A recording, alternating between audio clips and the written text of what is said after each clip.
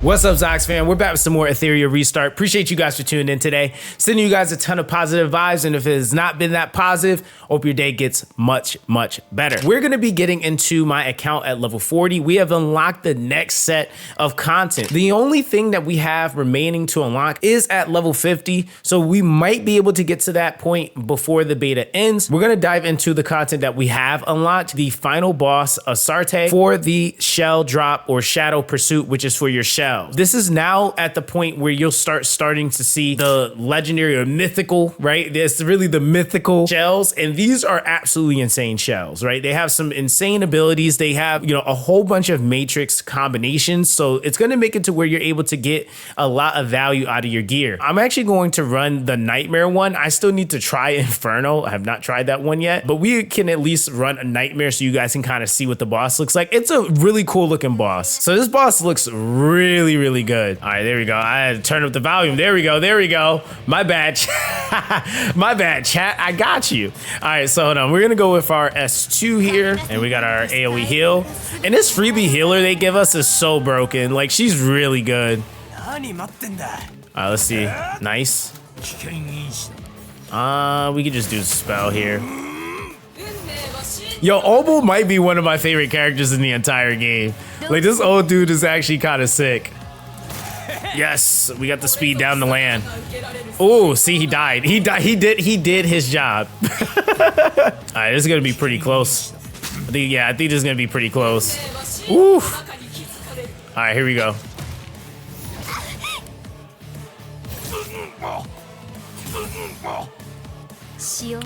Let's see. Oh man, yeah, my whole team almost done. There you go. I'm like, oh God, here we go. I'm recording. But either way, we finally got that done. Now, the first time I did this was a minute 16, but now it's a minute clear. Now, you might be wondering, like, oh, Zox, that look easy. I promise you it's not. I will say that in the beta, we have had an expedited process just because we've gotten so much resources to help us, like, actually test the content out. And that's not going to be the case in official release, right? It might take us a little bit longer to actually get to some of this stuff, but it is just really cool to be able to see, like, what we are going to be able to potentially get and just kind of get into. And of course, yeah, you know, just kind of showcasing that, it's just like, you know, when you get from Nightmare into Inferno, you really are going to see an insane quality increase in like the shells that you have accessible.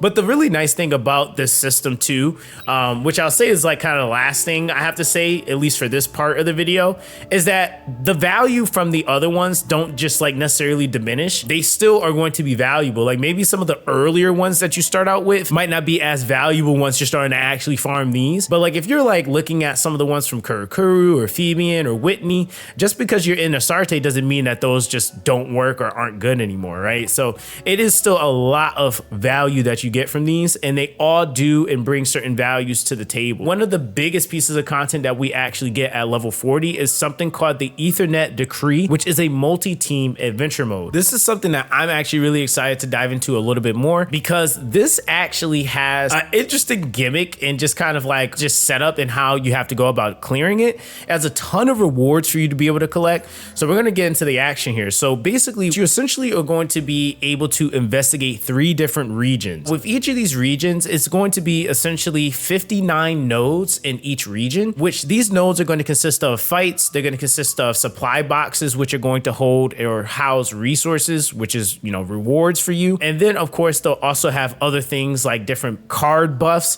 for you to be able to kind of take advantage of. So it's kind of almost like a labyrinth mode in a way, except the gimmick is that not only are you going to be able to collect these card buffs, which I need to obviously go through more of this to collect, but you have the ability to go in here and buy different supply modules. So with the supply shop, you're going to be basically clearing different like attack nodes, and then you're going to be able to get this currency here, right? It's called the Victory Medal.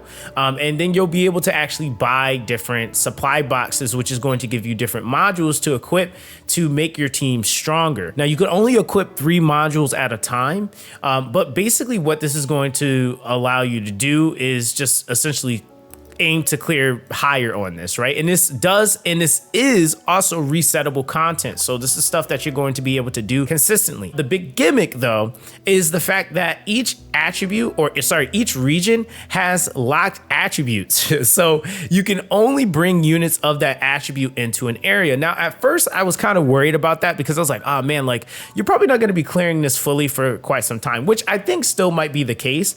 But something that they actually allowed, which usually doesn't typically happen, is that some of the areas actually have cross attributes. And so, for example, this attribute, the Cantovia region, is going to be taking the hollow and the light, so the green and the light attributed units. So I'm able to make a team based off of that here. But what's really cool is that I noticed that in the Shin Metropolis area, it also has light attribute units. So you might notice that between the two teams, I have Messiah and I also have Dorothy here. They're both on my respective teams in each area. So the game allows you to actually utilize the same units. As long as their attribute is accessible in that area, you can bring those characters into that area. So it doesn't lock you out completely like, oh, those units are already in one team comp. You can't bring them to another one, which I think is actually going to help with the need of having to have so many units built.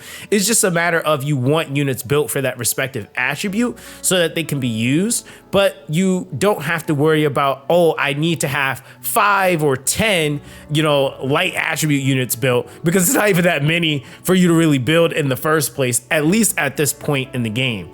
Now, of course, with that, the way that this actually works, and we'll kind of do a fight so you guys can see, but like you're able to go to the next node. So whatever node you unlock or you complete will have a check mark on it. So we need to go to the next conversion point here, and we'll go to challenge. Now, what's really interesting about this is that I feel like this is going to be a great way for people to actually like see synergies or learn like certain units that maybe wouldn't normally be paired together.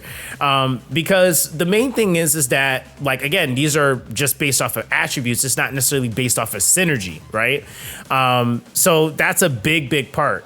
Now, the other component to this is that there's also something called shadow formers.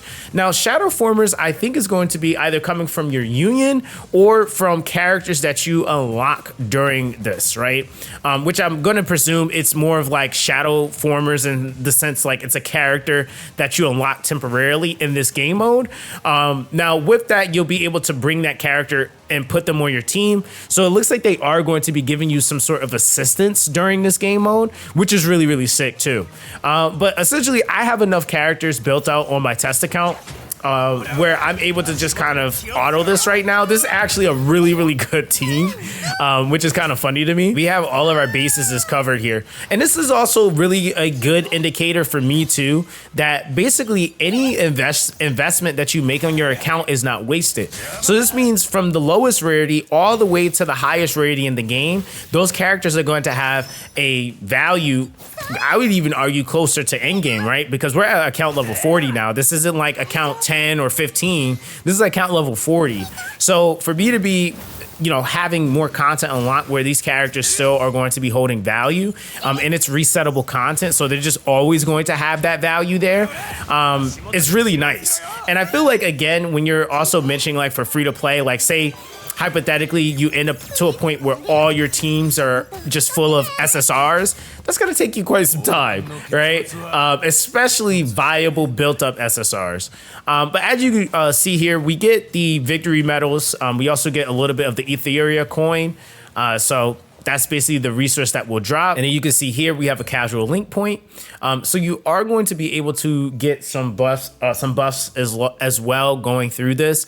Like for example, Animus crit damage up, Animus defense effect res up, Animus counter rate up, which I kind of like that. So we're gonna we'll go for the defense one. That one just seems like it's a little bit better for my entire party.